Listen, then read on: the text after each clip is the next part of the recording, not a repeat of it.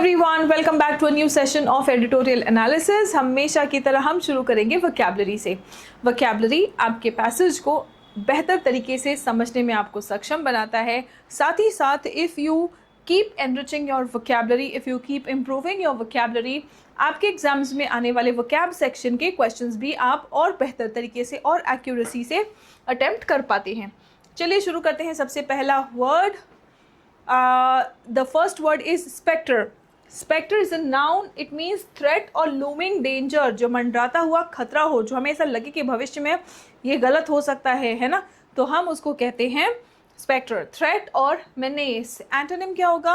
खतरे का एंटोनिम होगा सुरक्षा, safety, security. The spectre of nuclear war, है ना। अभी हमें पता ही इजराइल और ईरान के वॉर के पूरे इस माहौल में न्यूक्लियर वॉर का खतरा मंडरा रहा था, है ना।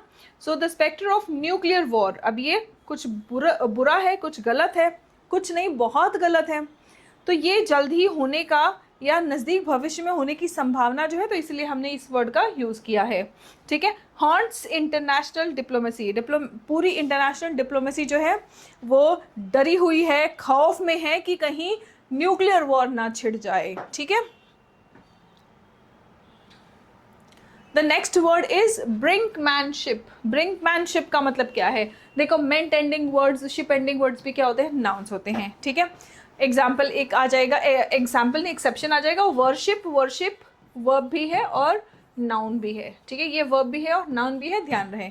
लेकिन ज़्यादातर शिप एंडिंग वर्ड्स क्या होते हैं? नाउन्स होते हैं। Risky policy of pushing a dangerous situation to the edge. Brink का मतलब होता है बिल्कुल कगार। ब्रिंकमैनशिप मतलब कोई भी सिचुएशन एकदम एक्सट्रीम तक लेके चले जाना, है ना, एकदम एक्सट्रीम तक किसी चीज़ को लेके चले जाना, दैट्स कॉल्ड ब्रिंकमैनशिप। प्रोवोकेशन, अब एक्सट्रीम तक कोई चीज़ सिचुएशन लेके जा रहे हो तो आप क्या कर रहे हो? भड़का रहे हो एक तरह से, है ना, एस्केलेट कर रहे हो चीज़ों को और बद से बदतर कर रहे हो, है ना। कॉम्प्रोमाइज़ या फिर डिप्लोमेसी, समझौता करा देना, कॉम्प्रोमाइज़ करा देना, डिप्लोमेसी, ये क्या हो जाएगा? एंटोनिम्स हो जाएंगे। Nuclear brinkmanship could trigger an uncontrollable conflict. Nuclear brinkmanship मतलब न्यूक्लियर वॉर के बिल्कुल कगार तक किसी देश को लेके जाना या सिचुएशन को लेके जाना एक अनकंट्रोलेबल कॉन्फ्लिक्ट को ट्रिगर कर सकता है, एक ऐसा कॉन्फ्लिक्ट जिसको रोकना मुश्किल हो जाएगा। ऑस्टेंसिबली, ऑस्टेंसिबल एडजेक्टिव है, एल लग गया, एडवर्ब बन गया। ऑस्टेंसिबली मतलब अपेरेंटली, जैसा दिख रहा है ना। सच्चाई कुछ और भी हो सकती है, जो दिख रहा है वही हो भी सकती है, बट हमें नहीं पता। हम बात कर रहे हैं जो सामने दिख रहा है उसकी, ऑस्टेंसिबली। ठीक है। अपेरेंटली और seemingly, but perhaps not actually, हो सकता है कि हकीकत में ऐसा नहीं है। अपेरेंटली, सीमिंगली मतलब जैसा दिख रहा है वैसा। एंटोनिम क्या हो जाएगा? जो एक्चुअल है, जो ट्रू है ना। Ostensibly the attack was defensive, देखने पे तो लग रहा है कि जो अटैक किया गया है वो अपने आप की रक्षा के लिए डिफेंसिव तरीके से किया गया है, but it escalated the conflict. लेकिन जो भी अटैक किया उन्होंने, भले ही आत्मरक्षा के लिए अटैक किया, लेकिन इससे ये जो कॉन्फ्लिक्ट है ये एस्केलेट हो गया और ज़्यादा ये कॉन्फ्लिक्ट जो है वो बढ़ गया। प्रीएम्प्टिव, अब तो आप लोगों को याद हो गया होगा ये वर्ड, है ना, प्रीएम्प्टिव। प्रीएम्प्टिव मतलब पहले ही निरस्त कर देना, पहले ही कोई एक्शन, कोई बुरी चीज़ होने वाली है उसको होने से रोक देना, उसको कहते हैं प्रीएम्प्ट करना। Done to prevent something from happening. Preventive या फिर एंटिसिपेटरी, आपने पहले ही एंटिसिपेट कर लिया, अंदाज़ा लगा लिया कि ये कुछ गलत होने वाला है, इसको रोकने के लिए कदम उठा लो, आपने कदम उठा लिया, आपका एक्शन प्रीएम्प्टिव कहा जाएगा। ठीक है।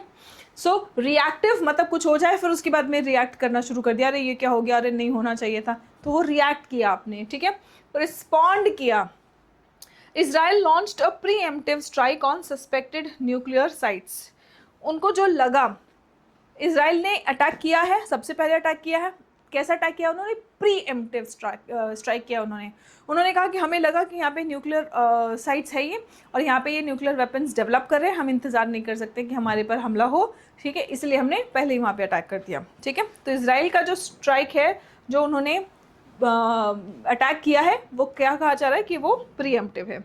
ठीक है ना। ब्लीथली, ब्लीथ मतलब विदाउट कंसर्न, कैजुअली, है ना, विदाउट कंसर्न, कैजुअली, एकदम बिल्कुल कैजुअली, ब्लीथली। ठीक है।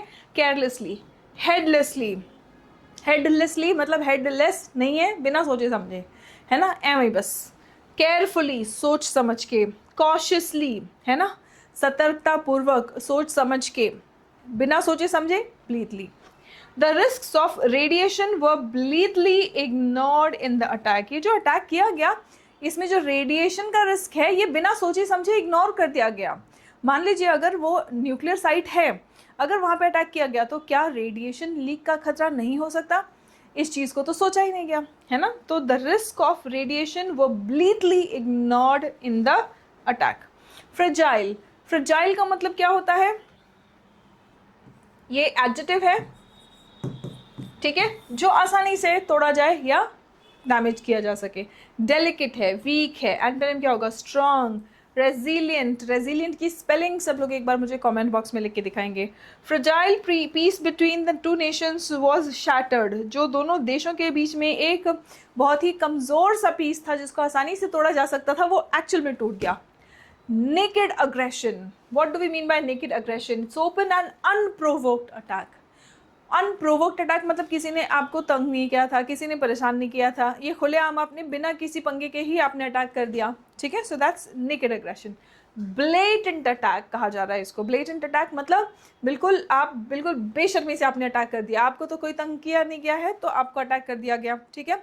ऑल राइट ना, ओवर्ट हॉस्टिलिटी। ओवर्ट हॉस्टिलिटी मतलब दिख रहा है, कवर्ट मतलब कवर्ड है, हॉस्टिलिटी मतलब दुश्मनी, ठीक है। पीस, एंटोनिम क्या है? एंटोनिम है पीस, एंटोनिम है डिप्लोमेसी, शांति, ठीक है। यहाँ पे हम लड़ाई की बात कर रहे हैं, हम अग्रेशन की बात कर रहे हैं, ठीक है। यहाँ पे ओपन या फिर ब्लेटेंट अटैक की बात कर रहे हैं, ठीक है। तो इसका अटैक, लड़ाई झगड़ा, इसका एंटोनिम होगा शांति, peace. The strike was seen as naked aggression by Iran. Iran ने इसको कैसे देखा? ईरान ने बोला कि भाई ये तो बहुत गलत है, हमने ऐसा कुछ किया नहीं, हमने आपको कुछ तंग नहीं किया, हमने आपको कुछ परेशान नहीं किया और आपने हमें बस अटैक कर दिया, तो ये तो बात नहीं बनी, ठीक है। रेंडर्ड, रेंडर्ड मीन्स मेड और कॉज्ड टू बी, किया गया, है ना। मेड और कॉज्ड रिवर्स्ड या अवॉइडेड। कोई काम घटित हो जाए तो वो रेंडर्ड हो गया, ठीक है। अगर आपने उसको अवॉइड कर दिया या आपने उसको रिवर्स कर दिया तो वो उसका एंटोनिम बन जाएगा। The treaty was rendered meaningless by the US withdrawal. US ने जब विड्रॉ कर लिया तो ये जो ट्रीटी था वो रेंडर हो गया कैसा? यूजलेस, मीनिंगलेस, की इसका तो कोई मतलब ही नहीं रहा जब यूएस ने विड्रॉ कर लिया तो, है ना। डेटरेंट, डेटरेंट का मतलब क्या होता है? ये आप एक नाउन की तरह यूज़ करेंगे, ठीक है। समथिंग दैट डिस्करेजेस एक्शन, है ना, रोकने वाला, डरा के रोकने वाला, उसको हम कहते हैं डेटरेंट। प्रिवेंशन, प्रिवेंट करना, डिस्करेज करना। एंटोनिम क्या होगा? एंटोनिम होगा इंसेंटिव या फिर प्रोवोकेशन। इंसेंटिव देना, प्रोवोक करना, ठीक है। इंसेंटिव कैसे देना कि ठीक है चलो तुम ये काम करो तो तुम्हें इनाम दिया जाएगा, तो क्या दिया जा रहा है? इंसेंटिव, ठीक है। एक प्रोवोक, अरे तुम ये कर नहीं सकते, तुमसे नहीं हो सकता ये छोटा सा, तुम क्या कर रहे हो? प्रोवोक कर रहे हो। दोनों भी जगह तुम एक्शन लेने के लिए किसी को बेसिकली पुश कर रहे हो एक्शन लेने के लिए, ठीक है। Nuclear weapons are often seen as deterrent to war. Nuclear weapons जो है वो क्या देखे जाते हैं? युद्ध रोकने के लिए एक तरह से, है ना, कि सामने वाले के पास हमें पता है न्यूक्लियर वेपन है तो हम बोलेंगे यार पंगा मत लो फालतू में, न्यूक्लियर वेपन छोड़ देगा, हमारे पास भी न्यूक्लियर वेपन है तो, लेकिन उधर से वो भी खराब बर्बाद हो जाएगा, हम भी बर्बाद हो जाएंगे, क्या फ़ायदा, छोड़ो जान दो, कोई लड़ाई नहीं करते हैं, है ना। तो न्यूक्लियर वेपन को क्या देखा जाता है? As a deterrent to war, कि किसी के पास न्यूक्लियर वेपन है तो कोई जल्दी छेड़ेगा नहीं, पंगा नहीं लेगा, उनको मालूम है कि ठीक है हम तो डूबेंगे सनम, तुमको भी साथ ले डूबेंगे, है ना, वो वाला हाल हो जाएगा, राइट। चले the next one, embolden. Embolden मतलब हिम्मत देना, है ना, कॉन्फिडेंस देना। एनकरेज करना, एम्पावर करना, एंटोनिम हो जाएगा निरुत्साहित करना या फिर कमज़ोर करना। The US support emboldens Israel's aggressive policies. अब इसराइल की पॉलिसी जो है वो अग्रेसिव कही जा रही है और यूएस उस पर सपोर्ट कर रहा है तो वो और उसकी हिम्मत बढ़ रही है और एम्बोल्डन हो रहा है वो, ठीक है। डिसमेंटल करना मतलब पुर्जा पुर्जा अलग करना, कई बार आ चुका, ये हमारे एडिटोरियल में ही हम देख रहे हैं, कई बार आ रहा है, तो एग्जाम में आया और अगर तुमने आंसर नहीं किया तो ये तुम्हारी गलती है, कतई सिर्फ तुम्हारी गलती है, ठीक है भाई। कितनी बार तो हमारे एडिटोरियल में रिविजन हो जा रहा है ना, तो ये तो गलत नहीं करना है। डिसमेंटल पार्ट ऑफ स्पीच क्या है? चलो फटाफट मुझे कमेंट में बताओ, ठीक है। एंड इसका एंटोनिम क्या है? मीनिंग क्या है? पुर्जा पुर्जा अलग कर देना, ब्रेक अपार्ट और टेक डाउन, है ना, तोड़ना, उसको खराब करना, डिस्ट्रॉय करना। एंटोनिम क्या है? बिल्ड करना, बनाना, असेंबल करना। These policies are dismantling global security norms. ये जो पॉलिसीज है ये ग्लोबल सिक्योरिटी नॉर्म्स को डिसमेंटल कर रहे हैं, तोड़ रहे हैं, बिखेर रहे हैं, ठीक है। टैटर्ड, टैटर्ड का मतलब क्या है, चिथड़े उड़े हुए, ठीक है। टोन और इन पुअर कंडीशन, रूइंड या फिर शैटर्ड। इंटैक्ट मतलब जैसा का तैसा, है ना। प्रिस्टीन, प्रिस्टीन मतलब अपनी बिल्कुल जैसी पोजीशन में पहले था बिल्कुल वैसा ही, है ना। प्रिस्टीन बहुत ही इंपॉर्टेंट वर्ड, बहुत ही इंपॉर्टेंट वर्ड ये आ चुका है आपके एग्जाम्स में, ठीक है। Pristine, intact, okay. Now the next word is the goal of, sorry sentence देखते हैं।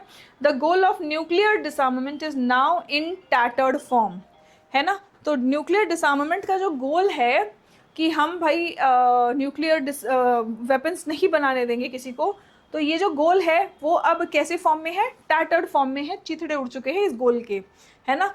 Impetus, impetus is again a noun. Impetus का मतलब है अ फोर्स और स्टिम्युलस फॉर एक्शन, है ना। एक्शन के लिए कोई फोर्स या फिर स्टिम्युलस। सिनोनिम्स देखिए इसके, मोमेंटम या फिर पुश, है ना। एंटोनिम क्या हो जाएगा, हिंड्रेंस। हिंड्रेंस का पार्ट ऑफ स्पीच क्या है बताओ, कमेंट में बताओ, इसका वर्ब फॉर्म भी बताना है आपको। ऑब्स्टिकल, रुकावट। Diplomatic impetus is needed to prevent nuclear war. Nuclear war को रोकने के लिए अब डिप्लोमेटिक इम्पटस या डिप्लोमेटिक फोर्स लगाना पड़ेगा, ठीक है। Students, we have our application on Google Play Store. Name of the application is Serene Pathshala. इस एप्लीकेशन पर आप लोगों को 2 टाइप के इंग्लिश कोर्सेज मिलेंगे। कन्फ्यूजन है तो आप समझ लीजिए। पहला है गवर्नमेंट एग्जाम्स की तैयारी करने वाले बच्चों के लिए। आपके एग्ज़ाम में इंग्लिश के जैसे भी क्वेश्चंस आते हैं, चाहे वो ग्रामर के हो, वो कैब के हो, क्लोज टेस्ट, रीडिंग से related cloze test, parajumble, comprehension, सभी क्वेश्चंस, सभी कॉन्सेप्ट्स प्रीवियस ईयर क्वेश्चंस के साथ में प्रैक्टिस किए गए हैं। इसीलिए आपका ये कोर्स जो है ये 200+ आवर्स का कोर्स है ये, ठीक है। 200+ आवर्स का आपको कंटेंट मिलेगा, जहाँ पे आपका कंटेंट भी है, कॉन्सेप्ट विथ प्रैक्टिस वीडियोस, ठीक है। अब आ जाता है आपका spoken English zoom express batch. ये उन बच्चों के लिए है जो अपने बातचीत करने में कॉन्फिडेंस बिल्ड करना चाहते हैं। यहाँ पे आपके ग्रामर इन डेप्थ पढ़ाने पे फोकस नहीं होगा, यहाँ पे आपको सिर्फ बोलने की प्रैक्टिस करके कॉन्फिडेंट बनाने पे फोकस है, ठीक है। चलिए ये कोड यूज़ करना ना भूलें। कोड न्यू यूज़ करेंगे तो आपको एडिशनल 10% का डिस्काउंट मिल जाएगा। न्यूक्लियर स्पेक्टर, न्यूक्लियर खतरा जो मंडरा रहा है, स्पेक्टर मतलब मंडराता हुआ खतरा। On the risk of an era of nuclear brinkmanship, है ना। तो अभी फ़िलहाल कैसा टाइम चल गया है, पहले तो ये था कि भाई सामने वाले के पास न्यूक्लियर वेपन है ना, हमें पंगा नहीं लेना है, छोड़ो जाने तो क्या फ़ायदा, वो भी मरेगा हम भी मरेंगे, क्या मतलब है ना। लेकिन अभी क्या है कि भाई बिल्कुल उस कगार तक पहुंच जाओ जहाँ पे ये खतरा हो जाए कि न्यूक्लियर वेपन एक दूसरे को परमाणु बम चलाना ही पड़ जाए, बिल्कुल, है ना। So Israeli and US actions against Iran, चाहे ईरान के इजराइल का एक्शन हो चाहे यूएस का एक्शन हो against Iran, amount to nuclear brinkmanship. ये सेंटेंस देखो, ये तब समझोगे, ये पूरा सेंटेंस ही तब समझ पाओगे जब आपको ब्रिंकमैनशिप का मतलब अच्छे से पता है। ब्रिंकमैनशिप मतलब कोई भी सिचुएशन एकदम एग्रेसिव, बिल्कुल एक्सट्रीम तक लेके जाना, है ना। न्यूक्लियर ब्रिंकमैनशिप मतलब न्यूक्लियर वॉर के एक्सट्रीम तक किसी भी सिचुएशन को लेके जाना, दैट्स कॉल्ड न्यूक्लियर ब्रिंकमैनशिप। समझ आ गया कि नहीं, कमेंट करके बताओ, ठीक है। Israeli and US actions against Iran amount to nuclear brinkmanship. After a 12-day intense missile barrage, barrage मतलब बाढ़, बिल्कुल मिसाइल की बाढ़ लगा दी थी, है ना। सो 12 दिन का intense missile barrage and air attacks following Israel's illegal aerial attack. किसके बाद हुआ था, इसराइल ने एक इलीगल एरियल अटैक किया था, उसके बाद में ये जो मिसाइल्स की बारिश हुई, जो बैरेज आया, है ना, 12 दिन तक ये सब चलता रहा। The 2 countries finally announced a ceasefire on Tuesday, June 24, 2025 को फाइनली इन दोनों कंट्रीज ने सीज फायर मतलब युद्ध विराम अनाउंस कर दिया। ऑस्टेंसिबली मतलब जैसा दिख रहा है, ostensibly conducted as a preemptive strike on Iran's nuclear facilities. Israel कहना है कि हमने तो ईरान की न्यूक्लियर फैसिलिटीज़ को टारगेट किया था, हमें ईरान की जनता या पब्लिक से हमें कोई शिकायत नहीं, लेकिन न्यूक्लियर फैसिलिटीज़ को हमें टारगेट करना था। The Israeli attacks graduated into a full fledged war. अब पहले तो उन्होंने न्यूक्लियर साइट्स टारगेट किया, लेकिन भाई अब जब अटैक किया है तो रिस्पॉन्स आएगा, और रिस्पॉन्स आया उसके बाद में ये फुल फ्लेज्ड वॉर, पूरी तरीके से ये युद्ध बन चुका था, अ फुल फ्लेज्ड वॉर बन चुका था। That also involved US strikes on Iranian nuclear installations. Iran के न्यूक्लियर इंस्टॉलेशंस पे यूएस ने भी स्ट्राइक किया है। These attacks in bleakly ignoring the dangers of radioactive leakage, ये अटैक्स जो है इन्होंने रेडियो एक्टिव लीकेज को इतना कैजुअली इग्नोर किया, blithely ignoring the dangers of radioactive leakage and their subsequent responses, और उसका जो सब्सिक्वेंट रिस्पॉन्स होगा, इन सब बातों को उन्होंने इतना कैजुअली इग्नोर किया। Point to the stark nature of fragile international order, ये सब दिखाता है, पॉइंट करना मतलब दिखाना, दर्शाना कि अभी फ़िलहाल stark nature of a fragile international order, जो अभी वैश्विक ऑर्डर है, जो अवस्था है, जो स्थिति है, वो कितनी फ्रेजाइल है, कितनी नाजुक है, ये इस बात का संकेत देता है, इस बात को पूरी तरीके से दर्शाता है। Now threatened by escalating nuclear risks from West Asia to Ukraine and even the Indian subcontinent, और ये जो है नाउ थ्रेटेंड बाय, अब ये क्या थ्रेटेंड है, क्या खतरे में है, इंटरनेशनल ऑर्डर, ठीक है, ये पहले ही फ्रेजाइल है, इसको इसने इस सिचुएशन ने दिखा दिया है, और ये न्यूक्लियर रिस्क्स को एस्केलेट कर रहा है, ठीक है, चाहे वेस्ट एशिया की बात कर लो, चाहे यूक्रेन में, या फिर इंडियन सब कॉन्टिनेंट में भी ये बात लागू होता है। The attacks on Iran might have damaged it's nuclear installations, कहा जा रहा है कि ईरान पर जो अटैक किया उससे न्यूक्लियर इंस्टॉलेशंस पे नुकसान ज़रूर हुआ होगा, and in particular it's uranium enrichment capabilities, और ख़ास तौर पर उसकी जो यूरानियम एनरिचमेंट कैपेबिलिटीज़ है उस पर तो ज़रूर नुकसान हुआ होगा। Yet this naked aggression was against a signatory to the nuclear non proliferation treaty, ठीक है, ये जो न्यूक्लियर नॉन प्रोलिफरेशन ट्रीटी है उसके खिलाफ था ये कि आप किसी पर बस अटैक कर दो, है ना, and a country that had willingly subjected its facilities to international scrutiny, और वो भी उस देश के लिए जिन्होंने अपनी जो जितनी भी इनकी फैसिलिटीज़ है, इन्होंने विलिंगली मतलब अपनी मर्जी से खुद अपनी सारी फैसिलिटीज़ को इंटरनेशनल स्क्रूटनी मतलब जांच के लिए उन्होंने बोल दिया था कि भैया आओ देख लो, हम न्यूक्लियर वेपन नहीं बना रहे हैं, है ना। Iran had also signed the joint comprehensive plan of action with the P5+1 nuclear armed states plus Germany, P5+1 के साथ में इन्होंने एक जॉइंट कॉम्प्रिहेंसिव प्लान भी साइन किया हुआ था to ensure that its nuclear capabilities remained peaceful, इनकी जितनी भी न्यूक्लियर कैपेबिलिटीज़ हैं वो शांति के लिए हो, है ना, पीसफुल रिमेन करें, इस चीज़ को इंश्योर करने के लिए उन्होंने ये भी कॉम्प्रिहेंसिव प्लान साइन कर रखा है P5+1 नेशंस के साथ में, only for it to be rendered meaningless, लेकिन इसका तो कोई मतलब ही नहीं रहा, है ना, ये मीनिंगलेस हो गया किसकी वजह से, after the US withdrew from it during president Donald Trump's first term, है ना, डोनाल्ड का जब फर्स्ट टर्म था तो उसमें US इस पूरे प्लान से वो बाहर निकल गया था, है ना।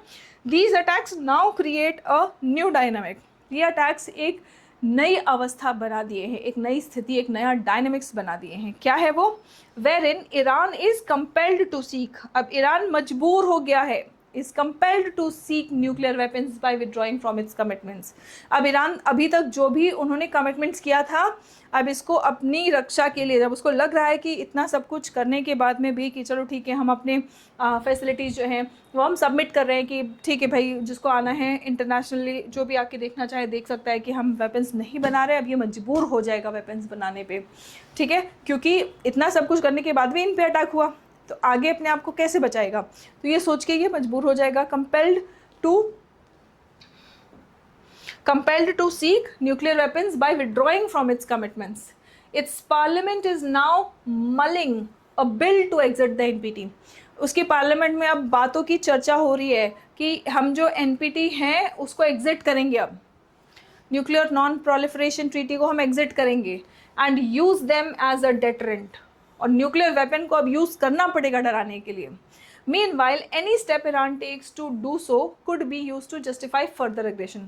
लेकिन अगर ईरान ने ऐसा कोई स्टेप लिया तो ये और हमलों के लिए रीज़न मिल जाएगा, है ना। Any step Iran takes to do so, ऐसा करने के लिए कोई भी कदम ईरान उठाएगा, could be used, इस्तेमाल किया जा सकता है ईरान के इस कदम के अपने आप को जस्टिफाई करने के लिए।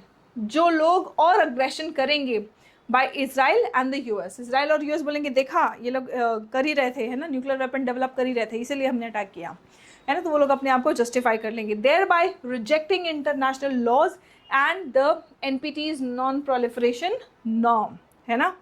और जो इंटरनेशनल लॉज है और जो NPT के नॉर्म्स है ये सब वो डिसरिस्पेक्ट कर जाएंगे। फिर Israel's hypocrisy is stark, Israel की हिपोक्रेसी जो है वो बिल्कुल स्पष्ट दिख रही है।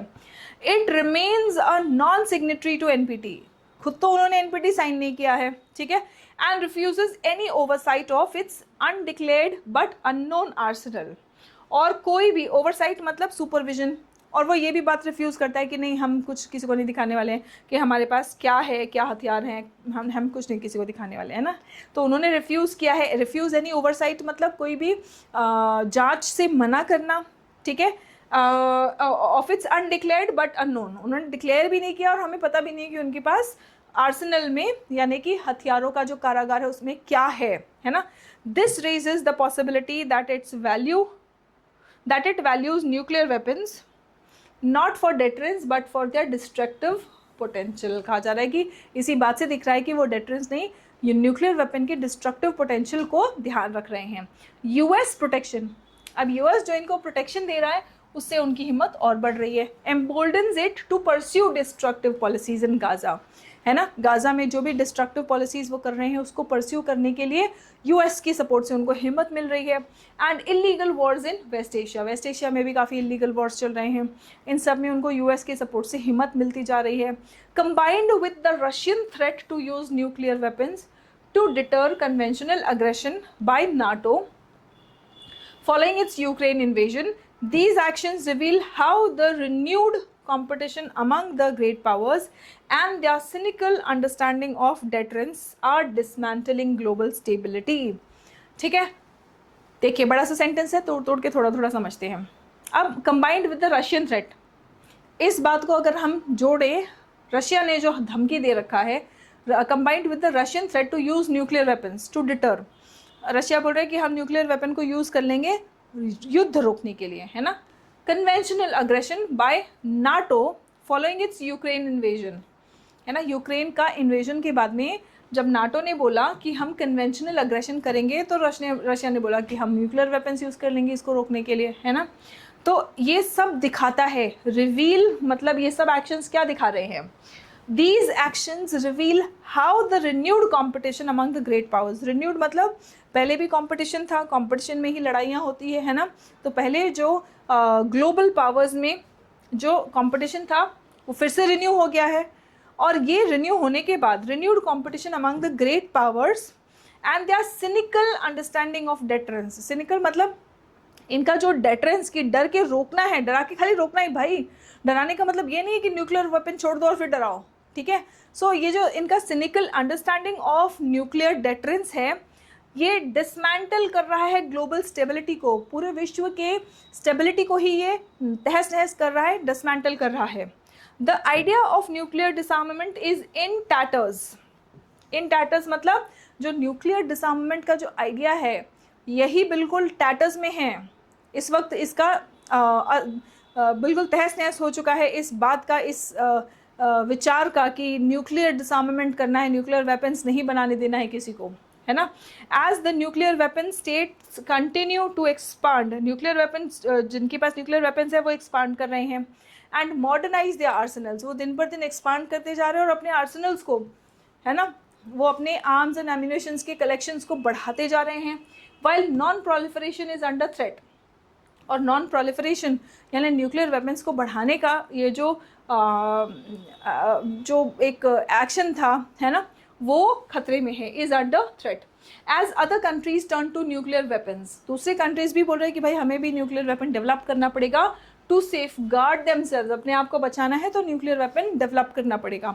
Without a renewed diplomatic impetus, और कोई भी डिप्लोमेटिक इम्पटस रिन्यू नहीं हुआ है टू री एस्टैब्लिश इंटरनेशनल नॉर्म्स, जो पहले इंटरनेशनल आर्म्स थे जिसकी वजह से हम लोगों को रोक पा रहे हैं, उनको रिन्यू करने के लिए भी कोई भी डिप्लोमेटिक इम्पटस नहीं है, कोई भी डिप्लोमेटिक मोटिवेशन नहीं है, है ना, on conflict. A stronger push for डिसआर्मामेंट among all nuclear armed states and a firm commitment to uphold the NPT the world risks sliding into a new era of nuclear brinkmanship that could prove more dangerous than the Cold War's darkest moments. अब again थोड़ा थोड़ा करके समझते हैं, ठीक है।